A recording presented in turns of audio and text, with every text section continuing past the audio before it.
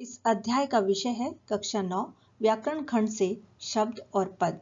इस विषय के अंतर्गत हम जानेंगे कि शब्द और पद किसे कहते हैं और इन दोनों में क्या अंतर है।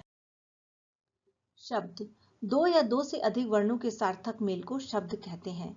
एक शब्द को जब तक वाक्य में प्रयोग नहीं किया जाता तब तक वह स्वतंत्र होता है। उसका यही स्वतंत्र रूप शब्द कहलाता है। जैसे मोहन, तालाब, घर, देश, तीर आदि।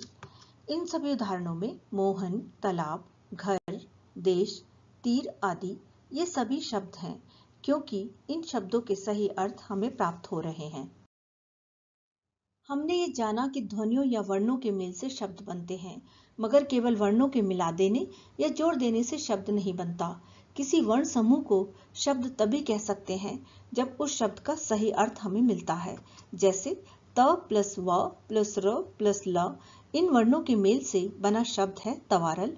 दूसरा उदाहरण न प्लस म प्लस क वर्णों से निर्मित शब्द है नमका।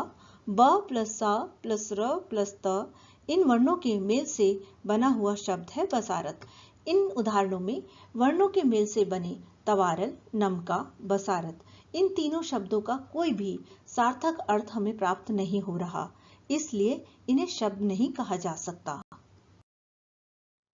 अगर हम इन्हीं वर्णों को सही क्रम में जोड़ें तब इनका एक सार्थक मेल बनता है तथा इन शब्दों का एक सही अर्थ हमें प्राप्त होता है।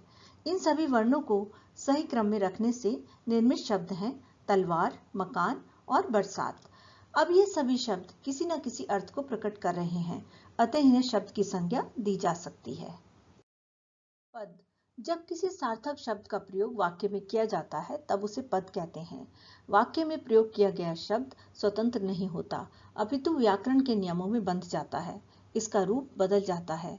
यह शब्द वाक्य में लिंग, वचन, सर्वनाम, क्रिया, विशेषण इत्यादि दर्शाता है।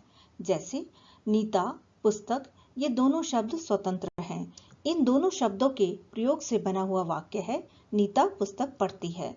वाक्यों में प्रयुक्त होने पर अब ये शब्द स्वतंत्र नहीं हैं। नीता शब्द संज्ञा, पुस्तक कर्म का कार्य करते हुए वाक्य के अर्थ को पूर्ण कर रहे हैं। अब ये सभी शब्द पद में परिवर्तित हो गए हैं, अर्थात पद बन गए हैं। अब जानते हैं कि शब्द व पद में क्या अंतर है।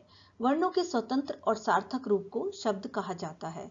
वाक्य में प्रयुक्त शब्द को पद कहते हैं। शब्द सार्थक और निरर्थक दोनों होते हैं। पद वाक्य में अर्थ को संकेत देता है। शब्द का मात्र अर्थ परिचय होता है, पद का व्याकरणिक परिचय होता है। शब्द का लिंग, वचन, क्रिया और कारक से किसी प्रकार का संबंध नहीं होता। पद का लिंग, वचन, कारक और क्रिया से संबंध होता है। यदि आपको ये वीडियो पसंद आई हो तो प्लीज लाइक करें, मित्रों के साथ शेयर करें तथा बेल आइकॉन को प्रेस करना ना भूलें ताकि आपको मेरी नई वीडियो की नोटिफिकेशन मिलती रहे। धन्यवाद।